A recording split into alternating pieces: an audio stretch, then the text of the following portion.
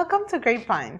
My name is Nardine. I'm a housewife and a mom to two. A boy's 3, and my daughter just turned 1, so it's a new experience for me.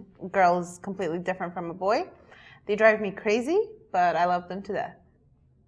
Hi, my name is Tina. I'm a housewife and I have 3 kids, 9, 7, and 2.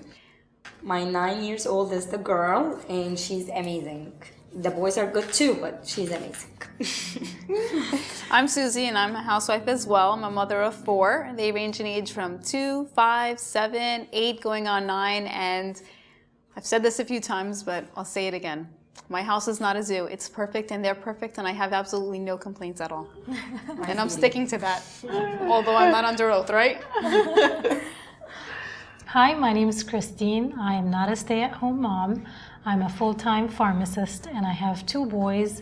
Daniel is 8 and Mark is 6. Welcome. Grapevine consists of 3 parts. The first part is going to be about spiritual topics. And then we're going to have some general topics. And sports. And what's great about this series is that you'll be very involved in all 3, the spiritual, the general, the sports, and then we're going out to the public to get their opinion as well on these topics. So it should be really exciting, and we hope that you learn and benefit from this series. And we do some research on lots of research on it to give you all the good advice on these topics. So welcome and enjoy our series. Our first topic in the spiritual part today will be about God's will. What do you think about that, Christine? I believe in God's will. And especially when we have kids and we let them join us for praying if we have a problem. It's like a miracle when kids pray. It does make a huge difference. Yes, it does. God listens to them. Definitely, Yes, definitely. because they're angels. Yeah. They're very pure. Yes. But I do believe in God's will very much. I do my part. I try hard to do my part, and I leave it in God's hands. If God's willing, it's gonna happen. If it's not God's will, trust me, it's not gonna happen. Like what Abuna just said told us a very nice story yesterday that Nardine will share with us today, Abuna Pshoy, about God's will. Are you ready to share? Yeah. Like Christine said, we always pray for God to put his hand in our path and pick the good direction for us. But in our story, it was a bit different. The girl wanted God to choose what she wanted. She didn't really give him an option. It was about a girl. She's a doctor. She used to go to Buna and ask him, please pray that this specific person would fall in love with me. So Buna would be like, okay, in God's will, hopefully he will start having feelings for you. And then she would say, no, that's not what I said. I said, I want him to love me. I'm sure that this is God's will. So this is what you're about to say. Please give whatever her name is, what's in her heart. Don't include God's will in the prayer. So Abuna did. And a couple of months later, she came very excited. She's like, oh, he smiled at me. So Abuna was actually shocked that he didn't even know about her. But a few months after that, they got engaged, and it was during her wedding ceremony. Yes. And Abuna was placing the crown over her head, and he was like, are you sure that this is what you want to do? And then she's like, well, I have to say this in Arabic.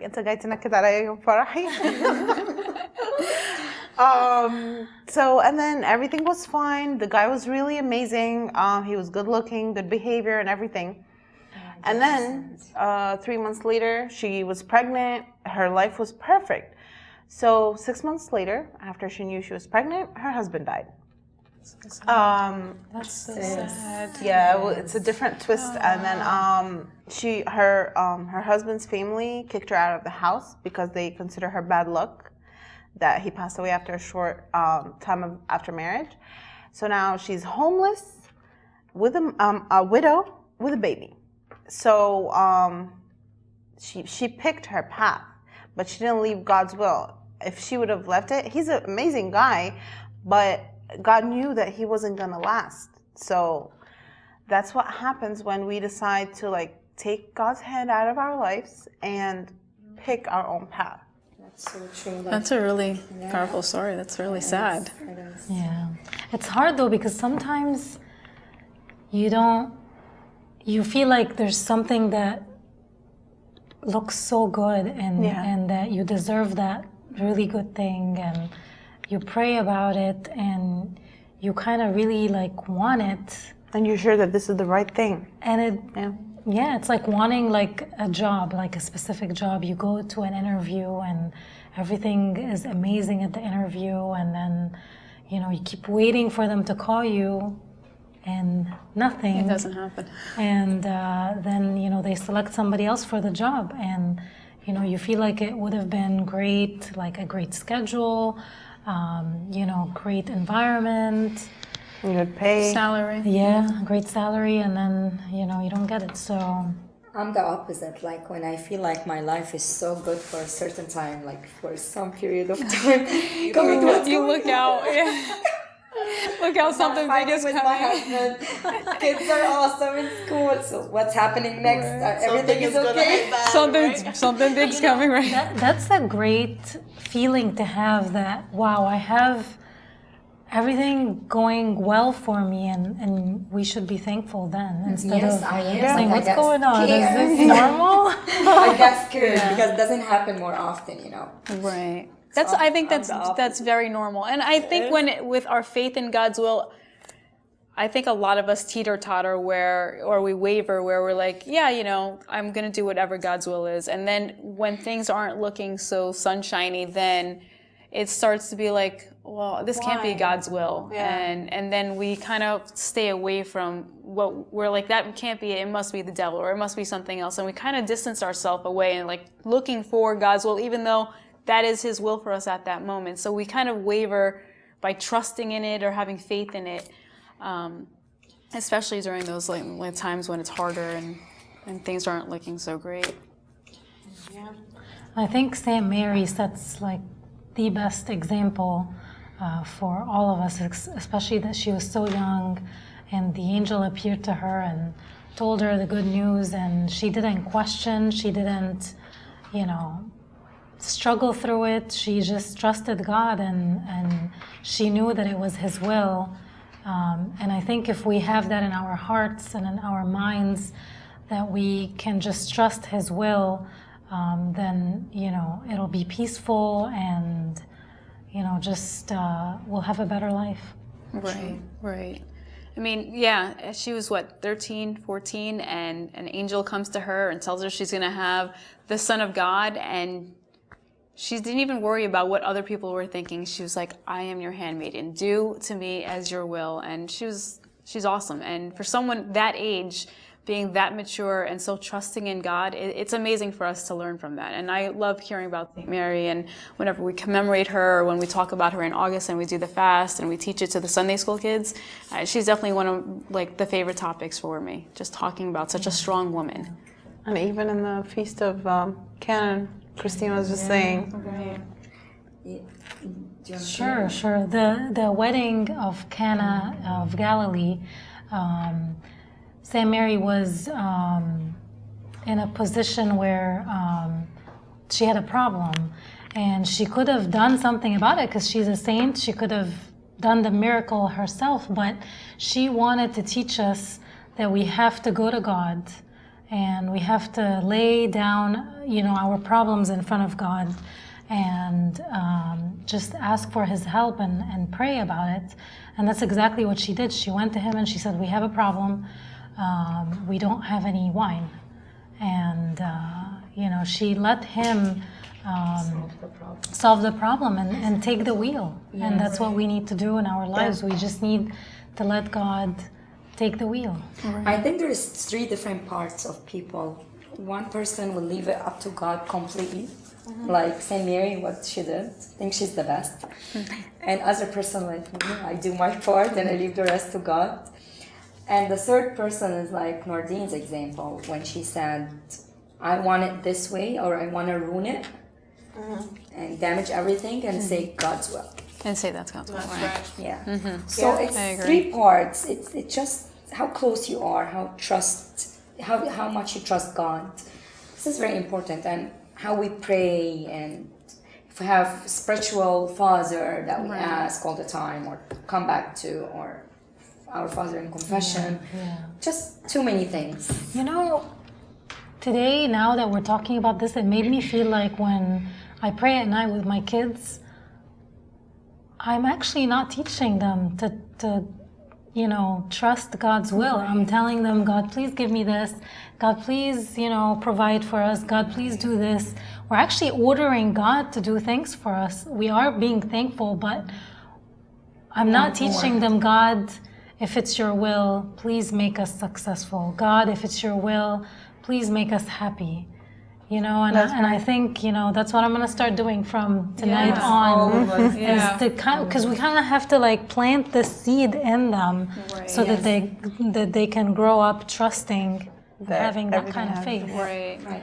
That's true. I wanted to emphasize on the point of doing our part that you mentioned, because some people, well, actually, there's the two extremes where people will do the best of their ability, and if God doesn't, like, let's say he doesn't give them a job, a specific job, they start complaining and like, why God? I worked hard, but they at the end they're like, oh, I leave it to God's will. Well, that's not God's will. I mean, if you should just accept it. Thank you. I'm sure you have everything planned out for me. And the other extreme is where they don't do their part. And they're like, I'm just leaving it to God's will. Like, for example, if I'm like studying for a test, I don't study and I go, if God let me pass, then he thinks that this major is good for me. If he doesn't let me pass, then that major is not good for me. But I didn't do my part, so I'm definitely gonna fail unless I'm really lucky. So doing our part is very important too. Right. Definitely, you have to put that effort in, because if you don't put in any effort, then you have no excuse now if you failed at something. You can't say, well, that's God's will. So I think putting in the effort and failing sometimes or not having it go your way, that's okay. But if you don't put in the effort, then and you pass, it's amazing. So you're lucky. I don't know if that's God's will or just luck. And it's got to be God's will too, because, you know, if you don't think you're going to make it and you're just saying, I really don't think I'm going to pass, but it's God's will.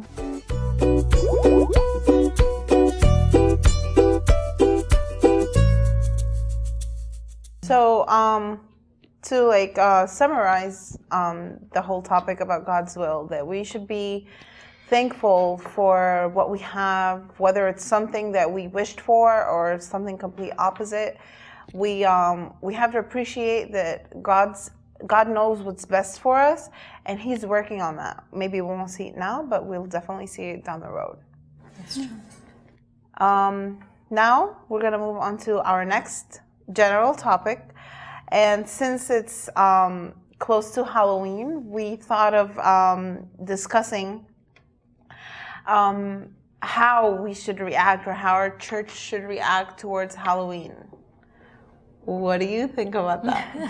Christine has something to say. Yeah. I don't know. I think we all do, because we all have kids. It's a hot topic, and it's definitely, we're always, I think, on the defense as adults, as parents, with our children when they're seeing everyone else in the neighborhood and on TV and everything celebrating this holiday, or this holiday, because it really isn't holy at all. Why do we call it holiday? I'm not sure. Yeah, that's what so it's definitely a hot topic, and it's something that we discuss with the youth every year at church, and they seem to complain about it anyway every time we bring it up and think it's not such a big deal. So we're going to talk about it today and lay it down so no one can ever say they don't know about it. One thing I want to say before we start, you know, in our schools, I'm sure you do that because you have the same age as mine and you too. We have a project that needs to be turned in for Halloween for second grades. It didn't say Halloween. It's the pumpkin that you have to go and pick it. We don't have to we don't do that, yeah. Oh, they don't celebrate Halloween in our schools, but they call it like the fall festival. They do, the same thing. But you go to the pumpkin, to the pumpkin farm and pick a pumpkin and carve it. Really? And, we didn't have to carve it. I think they do science projects with ours. Like you bring a pumpkin and they do. But again, are you opposed to that? if I want to say no, I'm going to say no. I don't have to do it. But I actually take advantage of it and do it to teach my son, my middle child, because he has to know why. You have to convince him. You cannot just say no Right. without convincing my 7 years old. Yeah, you very definitely got to give a solid. reason back there. Yeah. So I'm planning to take him next week, next Friday actually, and pick it up and carve it and read the book and then discuss it why we're against Halloween. But on the second hand, I agree on what some churches do. Mm-hmm. They take all the kids and they go skating, they go bowling. I think that's fun. That has nothing to do with Halloween, to Right. be honest. We're not giving them candy. We're not wearing any kind of Distracting them. costumes. Right. We're telling them, we're here as a church for you guys. We're talking about, maybe we can talk about Halloween, why we don't celebrate Halloween. I think that's a great opportunity, Right. don't you think so? Yeah. It is. I feel like the kids are put under a lot of pressure though, because School. yeah, friends. school, and even like if we go to the grocery store and the cashier is like, "Oh, so what are you gonna be for Halloween?" and it's like nothing, you know? celebrating. Yeah, and it's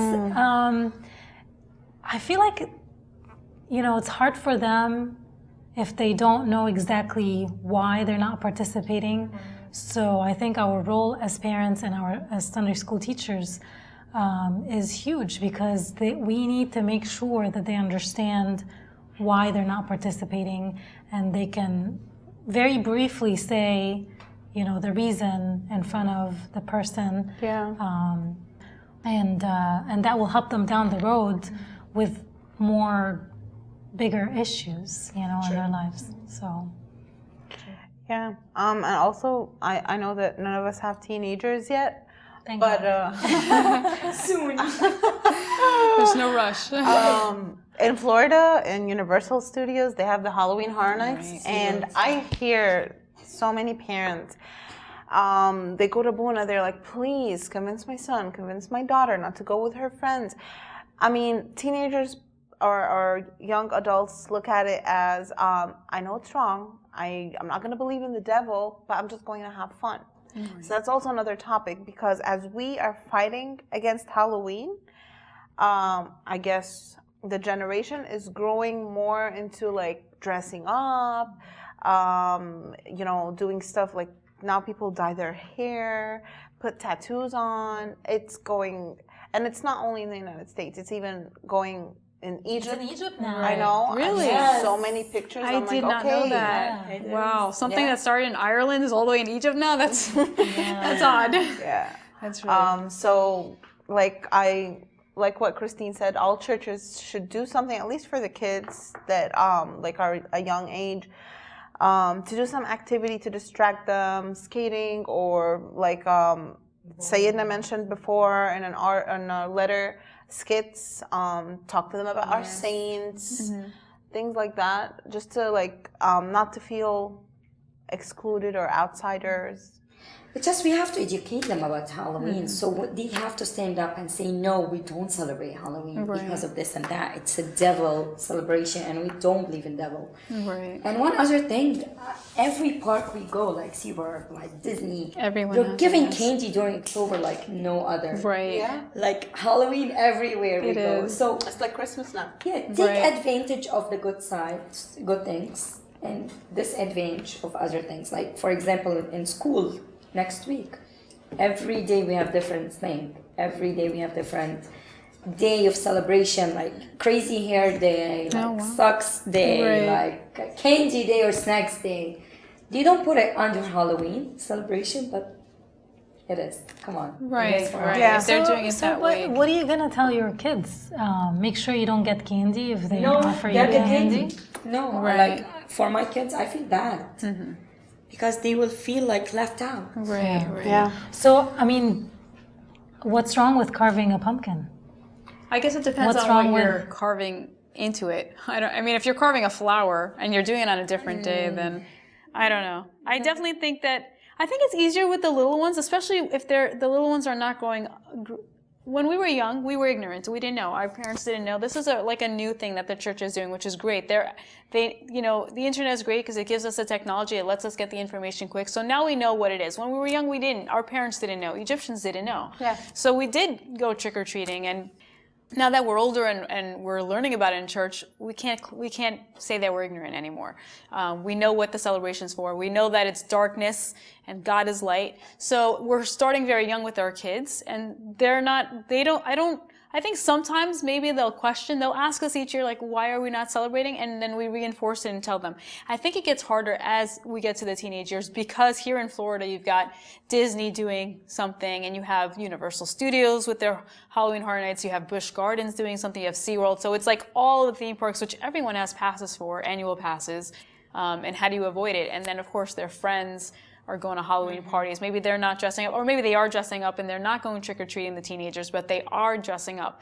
And they're not dressing up as little princesses anymore, which you still don't want to dress up, even if you have little kids thinking, oh, well, my kid dresses up like a princess, not, a murderer or a zombie or something. It's still wrong. We know what the celebration is for, and to condone it's wrong. And I think with the young, they understand it, but with the older, they're more resisting the truth. And that's where I think our problem lies, here with our church anyway, in our church. I think it's because of the parents. We need to educate the parents more. Right. Yeah, actually, I was just thinking that, at work, they've been doing this week, they've been doing, okay, today we're going to dress up as, a mismatch.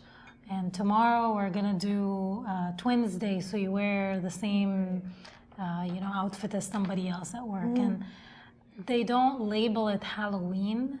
But it's just because it's close to that time. Yeah, but in these situations, if you don't participate, it's kind of tricky, and I wish we could hear our audience opinions about these things. Do you participate in those things at work as an adult? Do you give out candy? Like, do you go and buy, a big bag from Sam's Club that says Halloween on it? About that, I think Sayedna said we can't. Even that.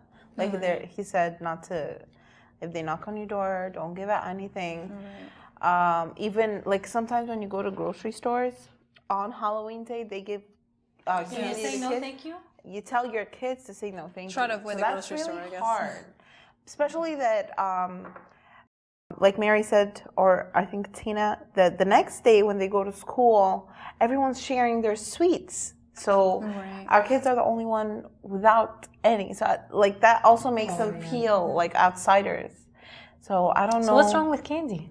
I think H.G. Bishop Yusuf, he just says it really well in his letter. It's a 4-page letter, but it's really good. He said you have 364 days of the year to get dressed up in appropriate clothing and appropriate costumes, and you have 364 days of the year to go crazy on candy. Why is this day so necessary? Why must you celebrate on this day, the day that is actually celebrating false gods or is satanic, where witchcraft is still, like a religion in the United States? There's Wicca, which is like a cult, but they're getting like religious rights, and so I think anything that we're sharing on that day, we need to just stay away, because we can. It was that day was supposed to be Christianized by the Roman Catholics, and I mean, you can tell by the movie theater what's coming out, and they even are bringing out the old movies always around this time. So if you've got 364 days, go crazy on those days. It doesn't have to be Halloween. Your kid is not missing out, and you're not missing out either. And you need to be strong in your faith, because as Christians, and Sayedna says it best, our Christian practices must display our beliefs and be an example to others.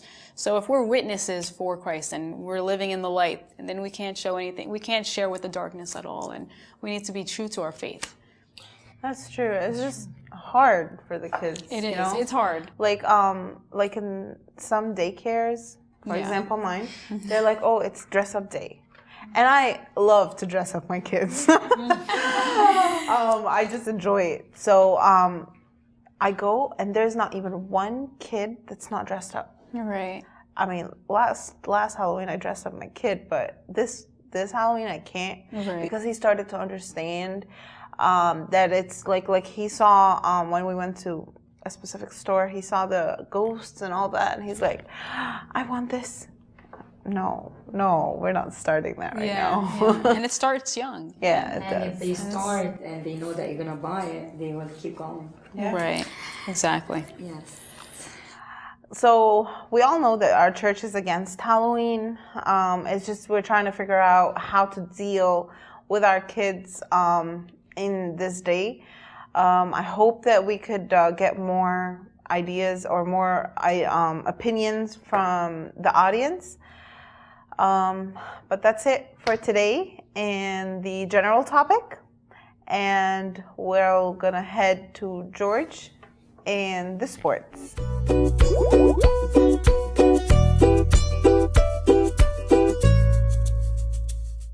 Thank you, Nardine, and tell everyone I said hi back at the studio. So here we're sports, and we want to kick off the NBA season. It's going to be starting around this week. We have the Celtics kicking it off with the Nets, the Magic with the Heat, Mavericks with the Pacers, and the Thunder with the 76ers, and also the Knicks and Cavaliers. We go on and see Barcelona had a great game yesterday, getting a victory of 3-2. We see that Chelsea and Manchester United are now playing, and they're at 3-0. Chelsea's up. And we also saw that Manchester City tied with Southampton at 1-1. It was a great tie, but we saw that we all had visions of seeing City coming out with the victory. But I guess what happens, happens. Sevilla FC and Atletico Madrid. Sevilla FC won 1-0.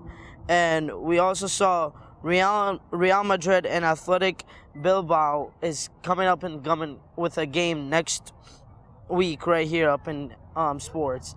And we go on to the NFL. We have the Colts and the Titans coming up next.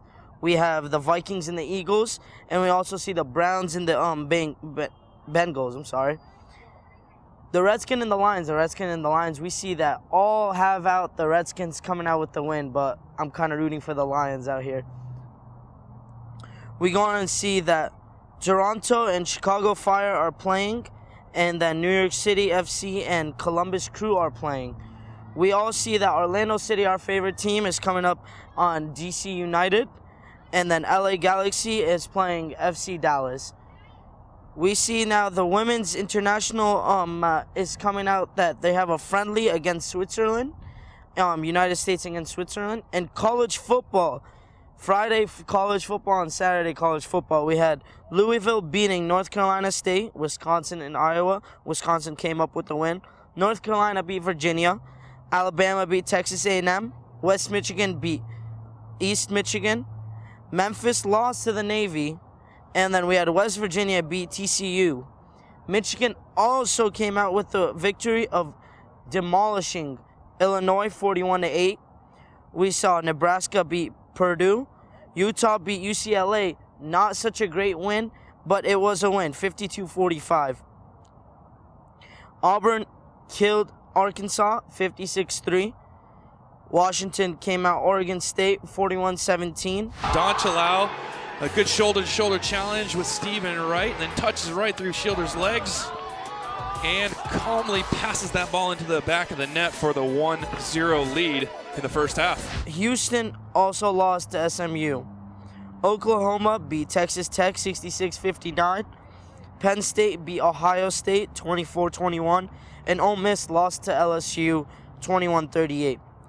The MLB is kicking it off also. The Cubs beat the Dodgers 5-0. And then we go on to hockey and see the Oilers and the Jets are coming up to play. Wilds and Islanders are playing. The Coyotes and Rangers are playing. And Canucks and Ducks are playing. And that's all with sports. Thank you.